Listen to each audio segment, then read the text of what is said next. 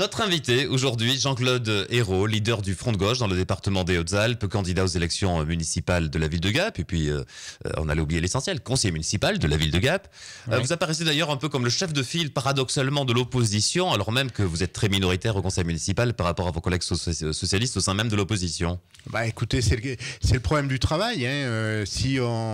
Je pense que notre équipe, on n'est pas très nombreux au conseil municipal, mais on est très nombreux autour. C'est-à-dire qu'on va faire une préparation demain soir du conseil municipal de vendredi. On va y être encore une trentaine. Donc, vous voyez, nous, en fait, avec Françoise, on est les porte-parole d'un travail collectif et c'est ça notre force. Alors, parlons de Gap. Il y a deux parties. La partie campagne, on va en parler dans un deuxième temps, mais d'abord la partie encore travail, même si c'est un peu empreint de campagne électorale en ce moment ou même depuis quelques mois. Conseil municipal le vendredi 13 d'ailleurs. C'est une belle date. C'est rarissime, je pense, au sein qu'il y ait un conseil municipal un vendredi 13. Bon, est-ce que celui-là va vous porter bonheur? Et j'espère. Moi, ce que j'ai constaté, c'est la précédente séance, il y avait un olivier qui nous avait été fait cadeau par le conseil régional, et j'avais l'impression que cet olivier, je ne sais pas s'il sera encore en séance du conseil municipal vendredi, nous protégeait un peu comment dire, on sentait un climat nouveau. Alors je ne sais pas si c'est l'approche des élections qui fait que monsieur le maire est un peu plus ouvert à nous associer. Malheureusement, dans les questions orales que je vais poser vendredi, il va y en avoir certaines qui vont certainement le fâcher, notamment cette navette électrique qui va être mise en place à titre expérimental sur la contre-allée Albert Lati, et pour lequel moi qui suis membre de la commission des déplacements et mobilité n'ai pas été du tout consulté. On a appris ça dans la presse un beau matin, et voilà. Donc moi je vais poser des questions à monsieur le maire sur cette question-là, et puis il y a une deuxième question orale qu'on a envoyée à la presse qu'on va aborder. C'est un sujet qui agace beaucoup le maire, d'ailleurs. Oui, c'est l'entretien du gymnase centre. Alors il n'y a pas de problème au gymnase centre. J'étais aussi présent au conseil municipal lorsque le maire a dit avoir constaté, s'être rendu sur le terrain, avoir écouté les associations sportives, Absolument. si j'ai bonne mémoire. C'est de la bonne mémoire. Voilà, et qui ont dit qu'il n'y avait pas de souci. Alors, il y a souci ou pas? Bien sûr. Il y a un souci évident. D'ailleurs, depuis,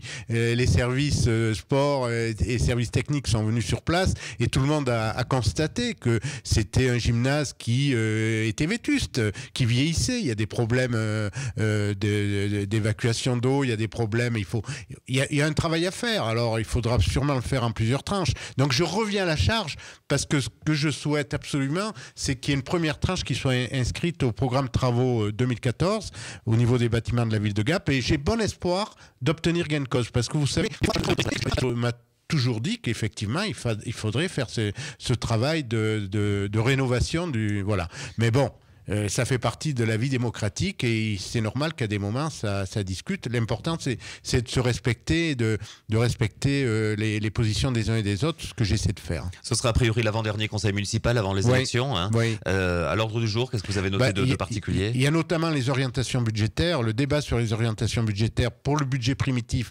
2014 qui sera certainement voté en février.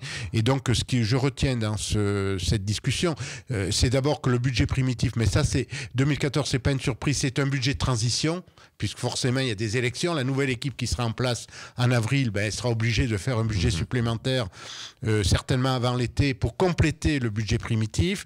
Et puis deuxième problématique grave, c'est que les financements publics vont diminuer. D'ailleurs, j'ai là un communiqué de l'association des maires de France, les villes moyennes, qui dit qu'on s'attend pour 2014 à un choc financier brutal.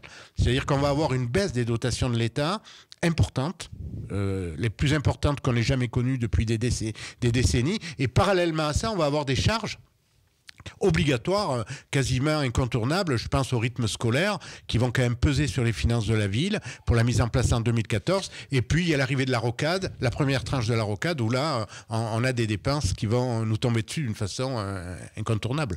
Alors voilà un sujet, le rythme scolaire, qui fait la transition avec la partie campagne.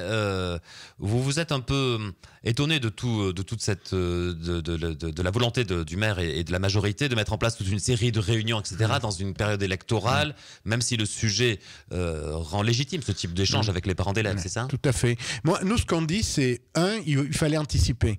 L'année passée, monsieur le maire n'a pas souhaité avoir le débat en conseil municipal sur cette question des rythmes scolaires. Nous, on voulait avoir le débat. Même si on pensait qu'on n'était pas prêt pour passer en 2013, je pense qu'il fallait qu'on anticipe. Là, aujourd'hui, il fait 12 réunions pendant une période préélectorale. On y participe à ces réunions parce qu'on considère que la concertation est importante, mais on considère aussi qu'il fallait que cette concertation ait lieu bien avant et pas au dernier moment. Alors, on est très précipité sur ce dossier. C'est un dossier très important qui concerne notre jeunesse. Et là, on est quand même critique sur la méthode. D'ailleurs, d'une manière générale, nous, ce qu'on ressent, c'est que le maire de Gap, le maire sortant, qui ne s'est toujours pas déclaré aux élections municipales de 2014, est en pleine campagne électorale. Et d'une manière ou d'une autre, utilise le fait de son mandat municipal de maire pour engager sa campagne électorale. C'est quand même un peu regrettable parce qu'en matière de démocratie, il y a des règles dans notre République qui permettent de protéger tous les candidats. Il faut que tous les candidats, quels qu'ils soient traités à la même enseigne, ce qui n'est pas le cas aujourd'hui. Comme la tradition le veut, il vous a posé une question, on va l'écouter. Si j'avais une question à lui poser, je lui dirais, mais pourquoi s'entête-t-il à être dans l'extrême gauche ? C'est quelqu'un qui est réaliste, c'est quelqu'un qui a de bonnes idées, c'est quelqu'un qui finalement pourrait être un gestionnaire compétent, mais il a des idées qui sont des idées très intellectuelles et tout à fait inapplicables dans un pays comme le nôtre. Donc il y a eu certainement chez lui une petite erreur d'orientation à un moment donné. Écoutez, j'entends, j'en ai parlé souvent avec monsieur le sénateur de cette question-là. Déjà, je ne suis pas quelqu'un d'extrême gauche, j'arrête pas. C'est la droite qui me colle cette étiquette d'extrême gauche et une partie de la gauche aussi. Vous êtes venu en char soviétique, ça rappelle des souvenirs de campagne. Mais attendez, tous celles et ceux qui me connaissent, d'ailleurs, je ne suis pas, il n'y a pas de gens d'extrême gauche dans ma liste. Aujourd'hui, quand il y avait effectivement des militants de la LCR ou de l'UNPA, aujourd'hui, je ne sais pas s'ils existent encore, toujours est-il que je n'ai pas de contact particulier. Aujourd'hui, je représente la gauche démocratique, la gauche, la vraie, celle de Jaurès. C'est celle-là, c'est pas la gauche d'extrême gauche. Et quand il me dit que j'ai des idées intellectuelles, pas du tout. Je ferai la démonstration le côté un petit peu, oui, c'est ce qu'on...